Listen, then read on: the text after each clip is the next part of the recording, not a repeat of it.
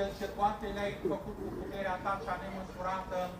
și cu mulțimea milei tale, din neființă la ființă, toate le-ai adus. Însuși, stăpâne, caută din cer spre cei ce și-au plecat ție capetele lor, că nu le-au plecat Duhului și sângelui, ci ție înfricoșătorului Dumnezeu. Tu, deci, stăpâne, cele puse înainte nouă tuturor, spre binele întocmește, după trebuința deosebită a fiecăruia, cu cei ce călătoresc pe ape, pe uscat și prin aer, împreună călătorește, pe cei bolnavi tămăduiește, cel ce ești doctorul sufletelor și al trupurilor noastre.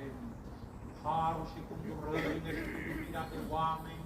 ale unuia născut Fiului Tău, ale bine ești cuvântat, împreună cu Preasfântul și Bun și de viață făcător,